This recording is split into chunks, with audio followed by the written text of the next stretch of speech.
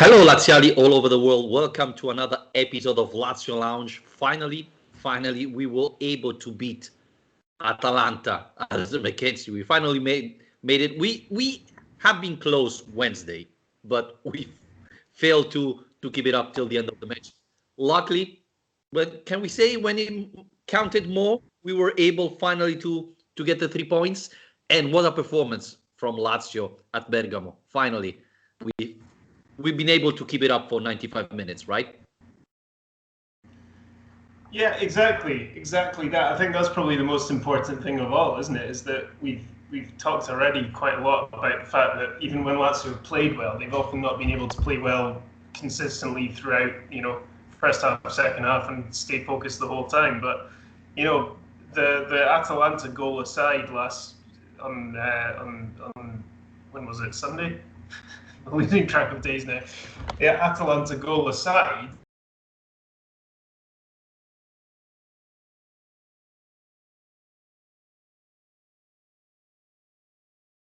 performance.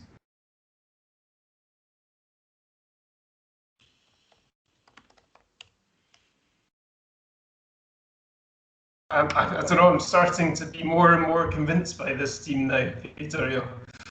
Getting results like this. Definitely. The team is playing a great football. Fifth victory in a row in Serie A. This is unbelievable, especially thinking how things started and how things were going. But Alistair, before going deep in Atalanta Lazio, shall we thank a new Patreon? Brian, how do you pronounce it? You that have a little bit of Irish. Donahue. Thank you very much. Thanks for your support. Remember, guys, you can follow us and support us on our Patreon page, patreon.com/Lazio Lounge. And we have some updates on our shop as well. So if you want to go and grab some of our merchandising and support the channel, please do. Brian, thank you very much for your support. We are here for that, to bring Lazio to our non-Italian speakers. So thank you very much for your support. To all our Patreon, we really appreciate your help. And so thank you very much. And it's good to celebrate with you, Brian, because finally we beat Atalanta. Great performance. Alistair, I don't know. Are you more happy about Lazio performance or Gasperini's words after the match? I mean, I tell you what, it has become quite fun. Like, just generally the amount of talk that goes on around these games now is like nothing else. It kind of become this derby match out of nowhere over the last few years, and it just seems to get better and better every time it happens. But yeah, I think to have the last laugh is always the most important thing. So if we're going to play them twice in the space of 4 days, I think it feels quite good to come away winning the second match, winding up Gasperini, having Faris remind him that the Coppa Italia trophy is sitting in Formello, and then head back home again. And we're ahead of them in the league table now as well. So pretty successful weekend. Gasperini starts saying that this is a sort of rivalry, etc. I feel a lot like Leeds and Manchester United. Living in Leeds, a lot of Leeds fans say, we hate Manchester United. That's our biggest rivalry. And going to Manchester, fans from Manchester United used to tell me, 10, 15 years ago, maybe it was a rivalry. Now, we are a Premier League team fighting for the title. They are relegated. I mean, I don't feel that rivalry with Atalanta. It's a great team, great football, but it's not Lazio's biggest opponent, right? Well, I think the weird thing is that so many football rivalries are built kind of either around history or geography or around kind of fan culture, whereas this rivalry has been entirely built from a competitive nature. The entire rivalry has come from the two teams playing each other on the pitch for the same objectives, be it Champions League football or the Coppa Italia or whatever it is. And the last few seasons, they played each other so much. The games have been so emotional, so electric, so full of goals that they just hate each other now. And also, these two squads haven't changed a lot in that time. The core of both those teams is still together. The two coaches are still there, and so now it's great. It's just a competitive rivalry. So I guess that's the strange thing about it, is that you or me as fans, we're not going to feel the same rivalry towards Atalanta as Roma, not even close. But for Simone Inzaghi, for those players, for Gasperini, clearly, it means so much to them to be able to get something in this result. It's a strange thing to have started. About this, we have a question from Voptelin. I hope I pronounced it well. In a competition between Erik ten Hag, José Mourinho, and Gianpiero Gasperini, who will be the sorest loser? Before you answer, Patrick Bowman's had Mexes, Philippe Mexes, the Roma defender. Alistair, what's your... Who do you choose? Who do you pick? I don't know enough about Ten Hag, to be honest. I'm not really sure where he stands, so any Dutch listeners can help us out with that. I think Gasperini has to be top of the list when it comes to this result, this fixture in particular. Mourinho is the king when it comes to just being miserable about absolutely anything that happens any week. I don't think Gasperini is as relentlessly as bad a loser as Mourinho is. I think he's the king when it comes to that. Well, I think that Gasperini is really terrible in losing. When he drew against Udinese, he said, well, it's not fair. We play every 3 days, like if all the other Serie A team didn't. So, that was quite funny. And definitely yesterday when he said that in the second half, Atalanta played much better than Lazio. For a second, I watched my TV remote controller because I thought, wow, maybe they're showing another match from the past, because Atalanta had one shot on target and they scored. That's it, right, Alistair? Or was I focused on another match?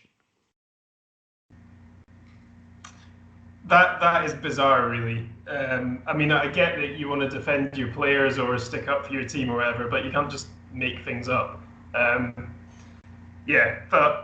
it is what it is. I mean, it feeds into it fuels the fire, and it's nice to have finally got a win in this fixture, because, I mean, in recent times, that Lazio haven't been getting the better of this fixture, so it is nice to turn that around, and also, to kind of push it forward a bit, what it does for the league table. I already mentioned that it pushes Lazio ahead of Atalanta in the standings, but I think considering this was a weekend on which everybody won, and all of the other teams who are up there pushing for European places, it would have been a really bad weekend to mess up in terms of looking at the hopes for the season ahead. But not only is it a huge win in terms of settling those scores with Atalanta and everything, but it puts Lazio in a really pretty nice position now.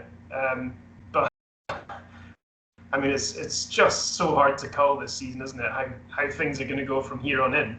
But after the Coppa Italia defeat, we've now got the situation again of where we're not going to have all these midweek games piling up. So, for example, players could actually have a day off today and go to a restaurant or relax or whatever. They don't have to play again until Sunday night against Cagliari. So it's quite nice to be able to do that, probably for the first time this season, to be in that situation. Definitely. The other thing, Alistair, we have to talk about is how Inzaghi changed things to beat Atalanta, because Ciro Immobile played like a second striker while Correa was the real number 9 in the match. And I thought this was a smart move, because we saw Atalanta's defenders struggling because they were coming up to block Ciro Immobile, and then they had to chase back Correa. We saw it in the second goal. They both went to try to anticipate Ciro Immobile, and no one left behind to chase Correa, who scored. So I thought that was a smart move from Simone Inzaghi. And Correa, that had a very difficult season, I would say, a lot of injury, girlfriend left him, etc. I thought he showed that he can be a very, very important player for this team. Yeah, and beyond that, the strength of the squad showed in the way that Inzaghi was able, like you say, to play those two together differently. but then pull them both off, put Pereira and Murici on, who have now had a bit more time together on the pitch, and lo and behold, they combine to score the third goal, which puts the game out of sight. And Murici, 2 goals in 2 games against Atalanta, 3 in 3 if we count the one against Parma, is starting to look like a really useful player. And so, yeah, I think that Inzaghi deserves a lot of credit for the way that he's put this run together. The performances he's getting out of some of these players now. I think Milinkovic-Savic is incredible form at the moment. Manuel Lazzari is really stepping up too. But look, defensively, this team is just so much stronger than it was at the start of the season. If it wasn't for Wesley Holt kind of single-handedly having a meltdown in Bergamo a few days earlier, it would be in the Cup semi-finals as well. So Wesley Holt aside, we can be pretty happy with how the defence has done recently. Yes. You spoke about Murici. After the match, Lazio style, they asked him, wow, 2 goals in the stadium. Do you feel like this is your favorite pitch? And he said, well, I'm happy to score for Lazio. I try to, create some problems to the manager to pick up the right players to play. So we have to give credit to Andrea Pereira. I didn't like his performance Wednesday. I don't know if you agree with me, Alistair. I thought he didn't play as expected, but he played much better Sunday when he came in. And yes, you have to give credit to Pereira for the second goal. But yeah, I think overall everybody played well. I think Musacchio was tough for him to come in that situation. I think Musacchio, we didn't talk about it. I think he was a great signing for Lazio. A very smart move, I would say, for Lazio. Yeah, it's funny because I think it happened quite shortly after we'd finished recording a podcast where we said, it's January, nothing's going to happen, talk about Lazio needing a defender, but we were both quite pessimistic, I would say, about the chances of that happening. So yeah, I mean, the way that I responded to it at the time was kind of saying, look, it's kind of a risk-free move in many ways. I wasn't convinced that it's exactly what Lazio need, in the sense that I'm not entirely sure Musacchio's ready to be playing, every single game, given he's been out with injury problems for so long. But at the same time, on the terms of this deal, they can give up on it after 6 months. It's not going to be super expensive. He's already got enough experience in the league that he's not going to need as much adaptation time as a Dennis Vavro or whoever. I think that it could be, it's got potential to be a kind of Iglitare special. He did really well, I think, in that game, better than I could have expected. I think sitting on the bench for that match at the start, he was probably thinking, I might be able to make my debut today. I don't know if he was thinking, if he'd watched enough Lazio to know that as soon as Patrick was booked after 10 minutes or whatever it was, he was definitely on the countdown towards getting his debut. And obviously Inzaghi couldn't even wait until half-time in the end. Were you surprised, Alistair, that Inzaghi didn't wait till the end of the first half? I thought maybe Patrick was injured. Instead, he wasn't. It was simply a decision for the end. But Sorl, usually he waits for the first half, right? He did it once before with Bastos, didn't he? Was it in the derby, or it was the Coppa Italia final, wasn't it? He took Bastos off in the first half. So no, I think he does do it if he's. I think he tries to preempt players having one of those nights, because we've got kind of a rich history of defenders having those nights, and only 3 days earlier we had Wesley Holt having one of those nights. So maybe it was with that in mind that he thought, look, I don't want to take any risks here. I don't want to end up with 10 men. We already have this guy on the bench. He's ready to go. Let's just play this safe. What I was most impressed about Musacchio was, I think he looked like he'd been at the club for longer than he had, and with how comfortable he was. let's not forget, he's not been playing in a back three for Milan. He's been playing in a back four, so it's a new system for him. And I even saw that he had the highest percentage of pass completion of anyone in the Lazio team, which really surprised me. For a guy who's not used to his teammates, the way the team plays, where to expect your teammates to be, to have a better pass completion rate than anyone else was quite promising, I would say. One thing that I noticed in the press conference, they asked him about the fact that he never played in the three-man defense. And he said, here in Italy, you talk a lot about four-man defense, three-man defense, different tactic, etc. I think what makes the biggest difference is the mentality, how you focus you are in the match. And, it makes sense because, yeah, there are slightly different movements. But if you're focused, if you always concentrate, which we know Patrick lacks, so I think you can understand and work with different defense. Let's not forget that managers like Allegri tend to change in the same match: three-man defense, four-man defense, five-man defense, etc. So the movements mustn't be so difficult to learn or so difficult to test, because otherwise it would be impossible to swift like that. So I think that tells you a little bit how smart the player is, right? Yeah, I get that in an attack. In a defensive positional sense. I can understand that. I think perhaps what he might be surprised by is how much Inzaghi asks his centre backs who play on the right, like he's going to be, to push forwards and contribute to the attacking phase of the game and swing crosses into the box in the way that Acerbi does when he's there, or that Radu does. That's something I'm sure he'll be wanting from both sides, the right and the left. So that is something new. Whether you play in a back three or back four defensively, fair enough. But if he's playing in a back four for Milan, he's not going to be up in the right wing throwing crosses into the box towards Marici, whereas he might end up in that situation at Lazio. So I think there will be differences for him.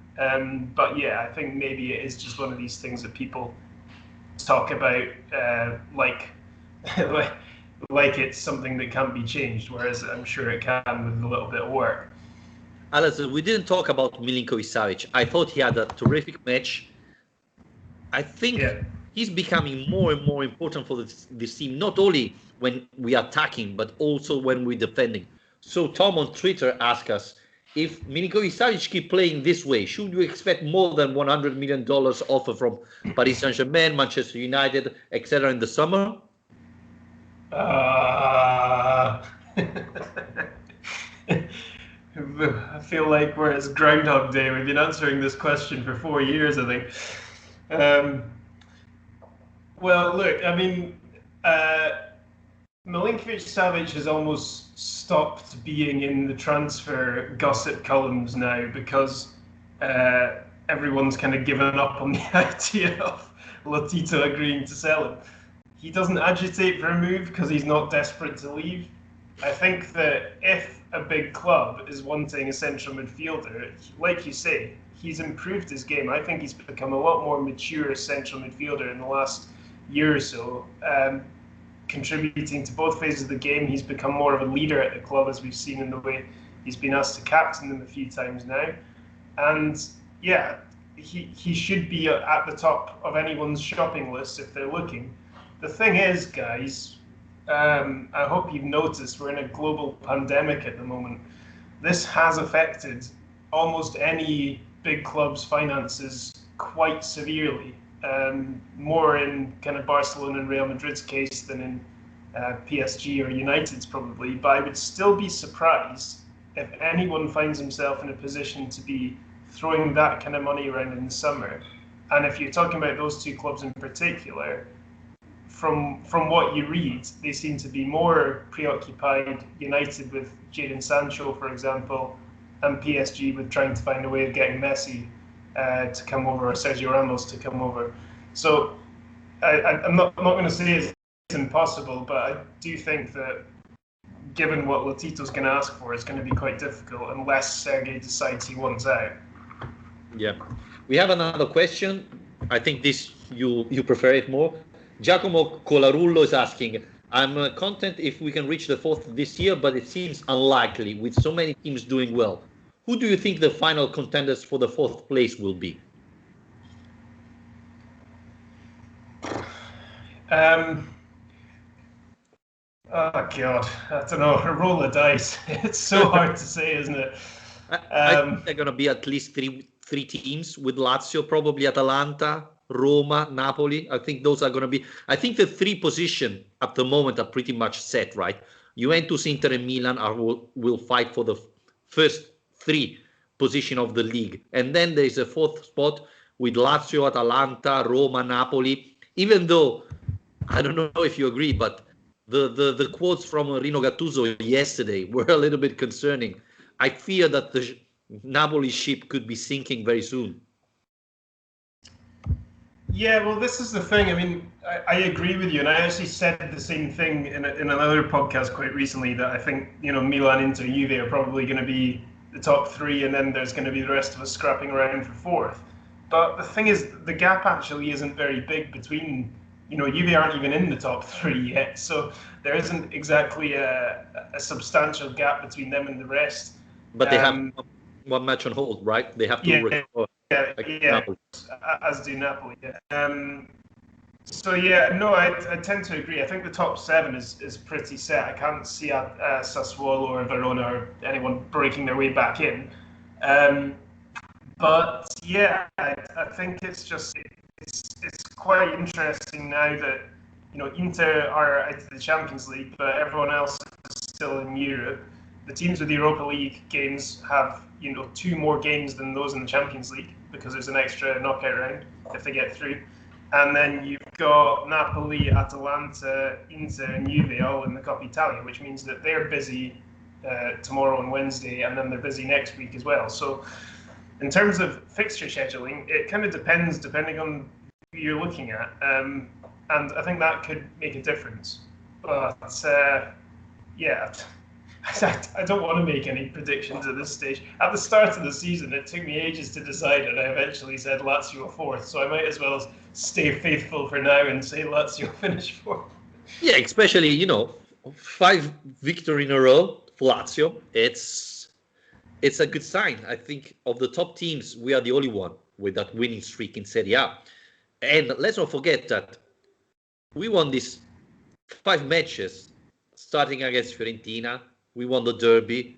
We beat Atalanta away. I mean, it's not that we played like against 5 teams fighting for relegation. So this, for me, it's even more relevant than the 5 match won in a row, because you played against good teams. And so this is, a very good sign, because it's not only winning, it's how you win and how you play. And especially after Atalanta, that we know that it's a team that can create a lot of issue.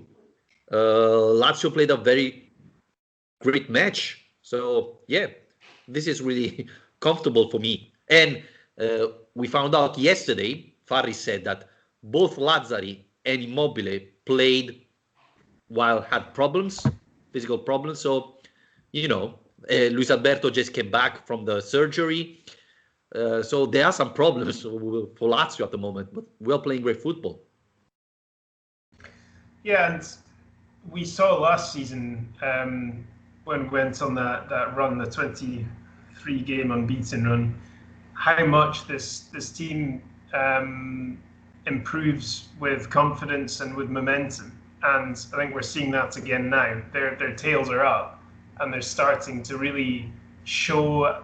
I think players like, particularly the likes of Lazzari, Luis Alberto, Marusic, you can just see them kind of, they have that, they look like they're kind of a few inches taller on the pitch and try things that they wouldn't do if they were out of confidence, or be more decisive in their actions.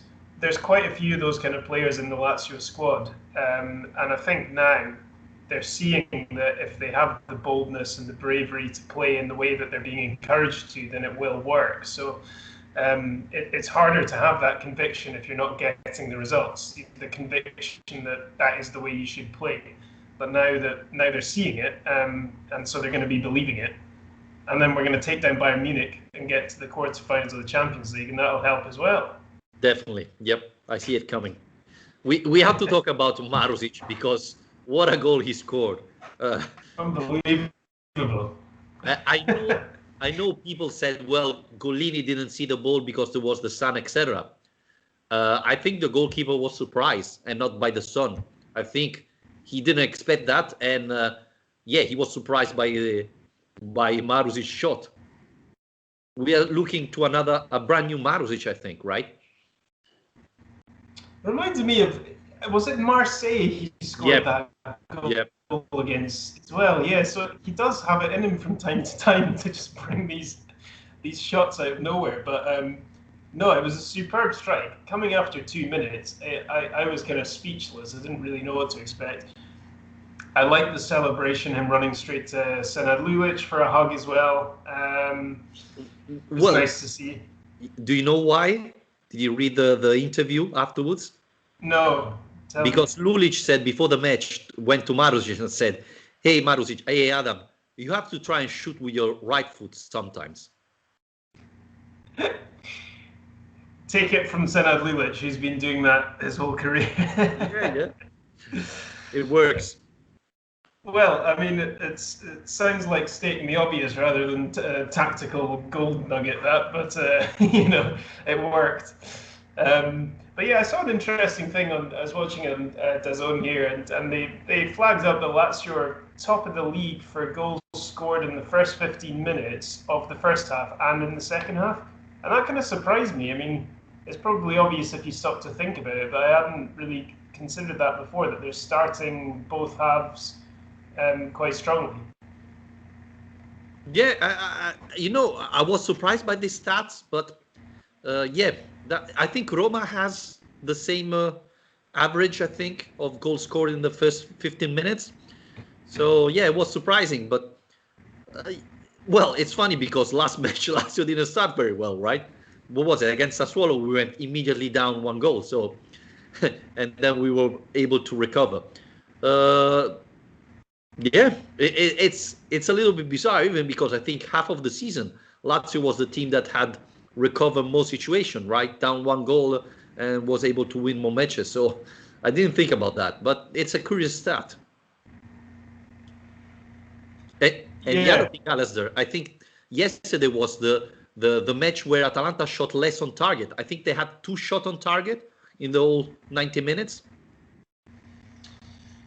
Yeah. I mean, that was for me as big a part of thinking of this as being one of Lazio's best performances of the season as the goals they scored. I mean, we're not just talking about restricting any team to few opportunities. We're talking about restricting a team that have made it kind of habit to score so many goals and create so many chances and cause problems to absolutely any team they play against. That's what they do. So for Lazio to frustrate them for so long was brilliant. I mean, it was quite frustrating actually when the goal went in to not get the clean sheet. But defensively, really impressed. Thought it was a really, really strong performance. And since the turn of the year, things have been pretty good in that way. I think it's 4 goals conceded in 6 games in the league now. I mean, it's I think all the facets, all the different departments of this team seem to be functioning. Yeah, I thought Leva had a terrific match, and that was part of the reason why Atalanta didn't have that many chances. I thought Leva played really, really well, and if you notice, the Atalanta goals comes from Leva limping, and he didn't track back because I don't know if he had cramps, but he started limping, and Atalanta came in centrally where Leva should have been there. So I think that's the reason why Atalanta scored. But and this tells you the performance of the Brazilian. And I think we said it already. I didn't like Escalante's performance in the last matches, and Wednesday in particular. I thought he lost too many balls. With Leva was completely different, even though he's not as fast as maybe Aquapro or Escalante. He knows already where the ball will go, and that's a big advantage, I think. Yeah, definitely. I mean, Akpro's been, used in so many different positions now as well. It's been interesting to see him being used in that kind of Lucas Leiva role, as well as as a mezzala on either side, and pushed out to play as a wing on occasion as well. I mean, he's just proving to be such a useful kind of do-it-all kind of player, and I don't think he's exceptional at anything, but he's very good at a lot of things, and it's very useful to have that player. I mean, dare I say it, I feel like he's almost the successor to Marco Parolo in this squad, where he's going to be that kind of all-action, very useful, very loyal, very honest midfield player who you can basically ask to do any job and he'll do it. So he'll play central defender very soon? You thinking about that? Wait until he's in his mid-30s, and then I'm sure Inzaghi will be playing him there, don't worry. Well, Alex, I think we can wrap it up here. We have a big match Sunday, very important, beating Cagliari. I think we're playing at home, right? Because we beat them away. So, very important. There's Juve Roma as well, if I'm not wrong. So, a big chance to take points from other teams fighting for the Champions League. Again, everybody, thanks for your support. Brian, welcome on board, and we really appreciate your help.